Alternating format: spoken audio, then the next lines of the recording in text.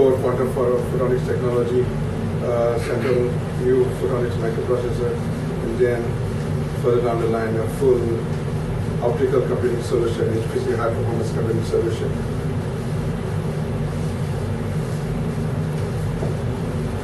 So what is the problem we're trying to address? The fundamental limitation in electronics is that the classical semiconductors, we are realizing that as you try to push them to the limits to get higher speed, higher power, that they're reaching a saturation level because of the fundamental limit of electronics, that you cannot get any further than that. So the next frontier is to go to an optical solution. Another approach that has been tried is hybrid optical electrical systems. But the problem with this is that you are splitting up only those blocks which are optical, but then the rest of the system is electrical. So you're losing the speed advantage of the optical system and you are having a hybrid system. It's like an expression that I got from the European Union. It's like similar to a bullet hitting a lead wall, and then we must be converted back into a bullet to complete a computing operation. So it's like the bullet is in the optical part, it's hitting the lead wall, that's the electrical part, and then it goes in, it comes back out. So our technology solution is to eliminate the limits of electronics approach by using a photonics solution, limit the propagation delay of electrons resulting in faster CPU clock speed, maximizing power efficiency with signal transmission so it can enable hexa-level data centers. What we are going for is hexa-level computing, the standard power of 18 clock speeds. New computational paradigm will open a fast range of application advantages that are not possible with the current limitations of computers. You need to have the big supercomputer centers, actually. So, and the optical realization enables parallelism using a few number of transistors, and large number of processor cores can be fit on a single chip.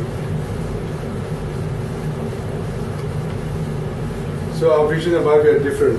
We want to be the first to come up with a commercial all-optical microprocessor. It's a microprocessor that we want to be the first commercial all-optical microprocessor. And then subsequent to that, we want to create a quantum photonic technology with which we can implement an all-optical high-performance computing workstations and servers using the all-optical technology that we develop in the process. In contrast, the previous optical computing approaches, we are not the first actually to do the optical computing. We have been in the past. But why they failed is because now we are able to use state-of-the-art quantum models using photon-polarized optical technology. This technology has advanced significantly since those failures of the previous optical computing technologies. So what is our mission? We're trying to break the speed, power, efficiency barrier of existing high-performance computing workstations and servers that are currently capped by the fundamental limitation of electronics and realize the potential of an all-optical, quantum optical photonics medium. So we are trying to move from the capped semiconductor technology to sort of almost uncapped optical technology solution. So our goal is to develop a manufacturing quantum photonic technology which will be used to implement a complete quantum photonic high-performance computing solution. By this, we don't intend to set up fabrication plants itself. We are a fabless proposition. We have manufacturing partners who are already established photonics manufacturers. So we will do the designs and then outsource it to our partner, manufacturing partners, so to speak. So we are fabless fabrication.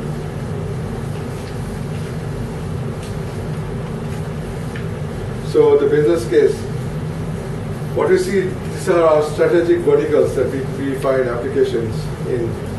So we want to exploit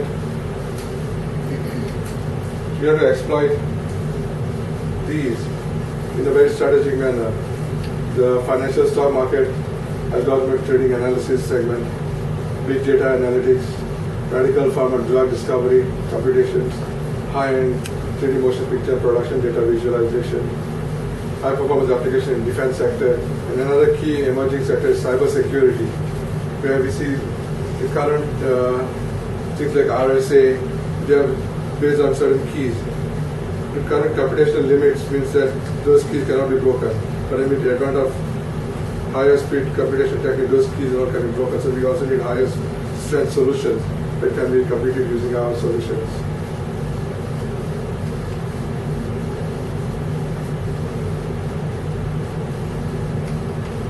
So our business model is to service high-end market segment that has the greatest pain in terms of computational requirement, use a go-to-market strategy to engage customers in these segments, maximize revenue by maximizing pricing strategies to critical customers.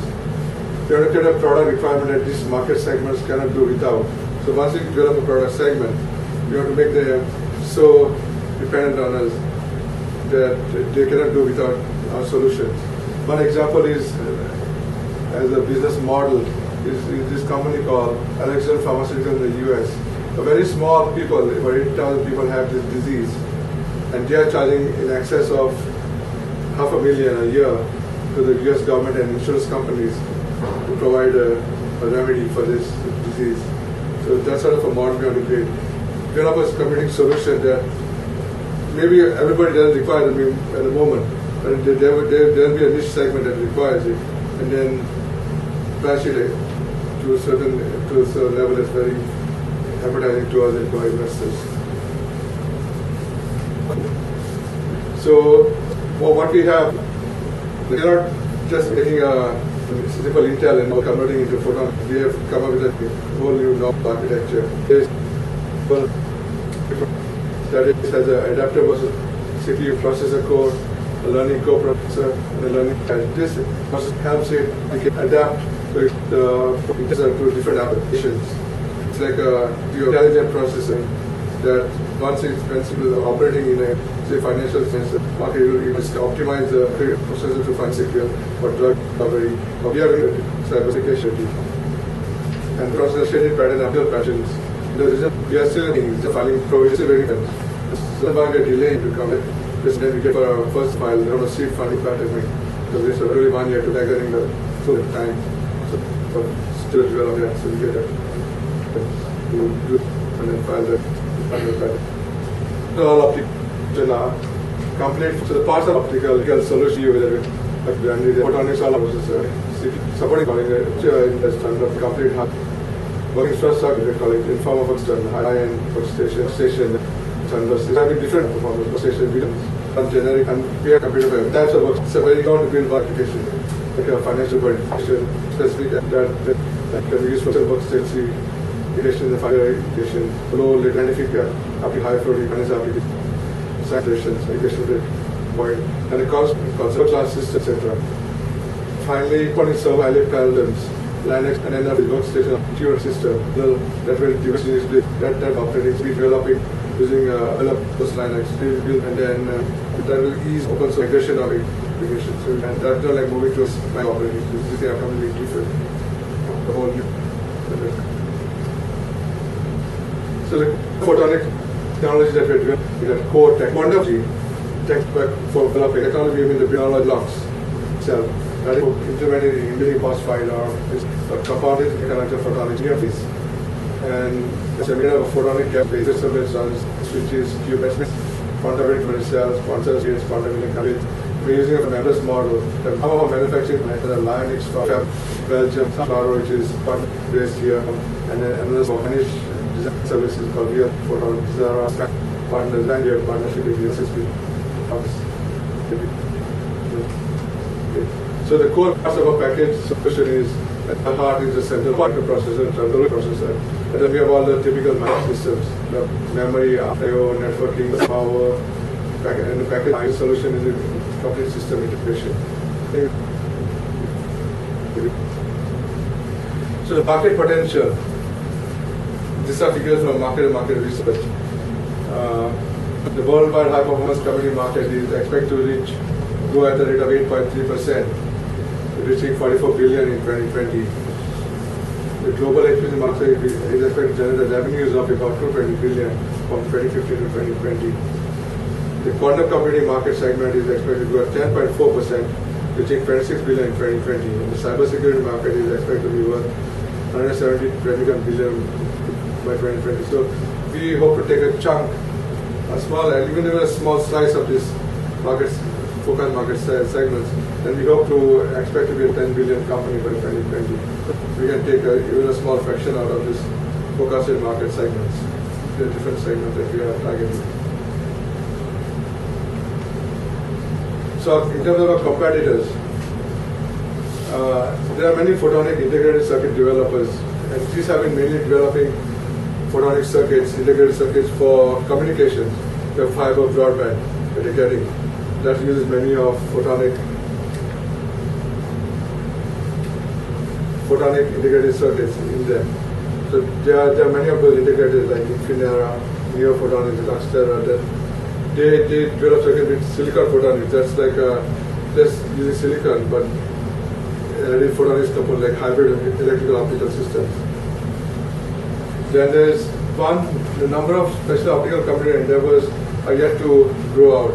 We are one of the first, and one before us is a University of Cambridge-based effort called Optalysis that is using not a quantum model like we are using, but using Fourier transforms. So it's a very specialized nonlinear equation solution strategy. That's more like if you look at it, like an analog computation model to speed up floating point operations. Another company is D-Wave, that has been developing quantum supercomputers, but uses semiconductor superconducting junctions that are very high power consuming. Then there is another company called Conway Computers that is developing field programmable gate array based highly parallel systems. But university research efforts are for quite a few, and we are partnering quite significant one. We have partnership with University of Cardiff, Bristol, Swansea, all the local universities.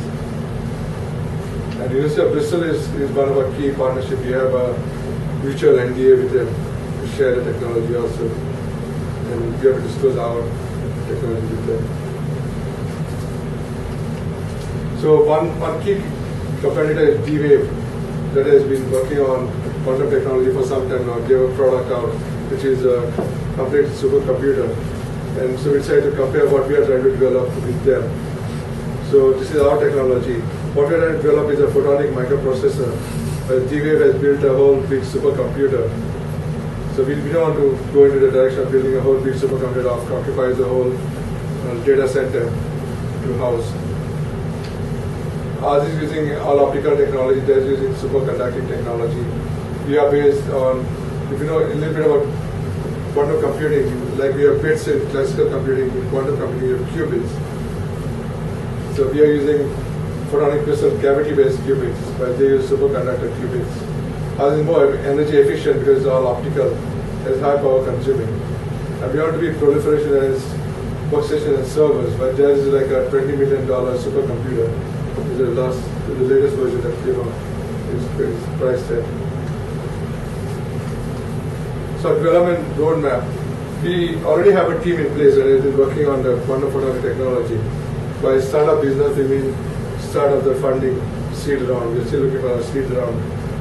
And then in first year we develop the full photonic technology, start developing the whole ecosystem of components, mass production CPU 3 years, develop complete workstation, mass production workstation. By 6 years we hope to hit the market. You might think that this looks long in terms of typical software computing, software development technology, but this is a complete new hardware technology. So we are starting from, say, very beginning, the technology itself. So you can expect this development. This is actually quite an ambitious plan on the roadmap. So development plan in a little more details. The first year, develop the core technology. Second year, develop a demonstrable microprocessor. The fourth year, develop the whole subsystem development and complete production-grade processor. And the fifth and sixth year, we are going to complete integration of the packaged high-performance computing solutions. So to give our financial projections, you can see what you should see from here, not really the numbers. The numbers are sort of scalable. But the rate at which we can grow is a very exponential rate. Immediately from the year we develop the microprocessor, where we can OEM it out, and then you can see that we can project it with very exponential growth of revenue and sales. the funding and use of money. As you can see, it's a nice, promising technology. You can't develop it out of thin air. It costs us some money. So for the first seed round, we are looking just to begin operation and set up everything and start with the first technology development, just 3 million. This is what we're looking for the first seed round. And so the subsequent rounds that we need, that we estimate to develop the complete for the first 6 years.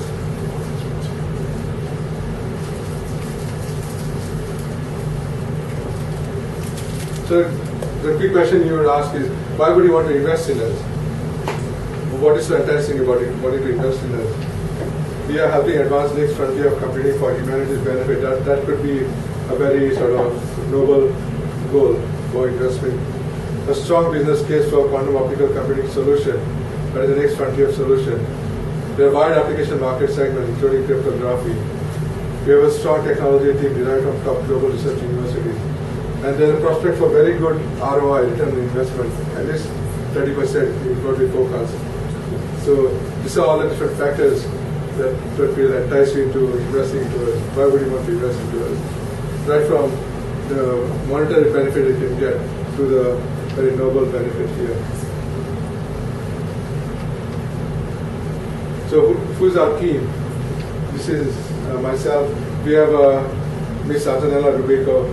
She's a CEO of another company based in the States, in San Jose, in the Silicon Valley, called A3 Cubing. There's a hardware, developing a big data solution, hardware big data solution. So she's a very experienced hardware executive. And then we have a technical advisory board, which is composed of 2 experts. One is Professor Xinliang Zhang. He's from the Wuhan National Laboratory in China. You might wonder why we went all the way to China to get a technical advisor. He's been doing some really good cutting-edge photonics research in developing reconfigurable light optical integrated circuits. And the other person is also from UCSB, University of California, Santa Barbara. He's a specialist in optical devices and works in photonics, optical computing, and neural networks. The rest of our team is there's Mr. Fred Homewood, who he successfully started a company in Bristol, and that was bought by Cray Computers. So he's fully integrated that in Cray, and he's now going to be joining us as the technical director of hardware software core design. Dr. Mukin Budikov, he's based in Silicon Valley and will be working remotely with us. He's a PhD in multiprocessors and developing high-performance multiprocessors. And he is one of our key architects, Dr. Stephen Hutzel. He's been working at Intel for the last 15 years as a process architect, and he has a PhD in quantum computing. So he's like one of our most ideal key technical persons, Dr. Stephen Hutzel, who's driving much of the technical development. And then we have 2 people who have come in as AI specialists, Dr. Miriam Rivera, and very recently we have Dr. Pat Charlton who's joining us. Then we plan to use agile methodologies. So we have on board the contract services of an agile specialist. We have a very efficient operations manager, and Dr. Ivinskaya is one of our key members of technical staff. We want to add some more people to the technical staff to accelerate the development of the technology. This is the contact information. If you have any requests or like to get in touch, there's the contact information. Thank you very much for listening.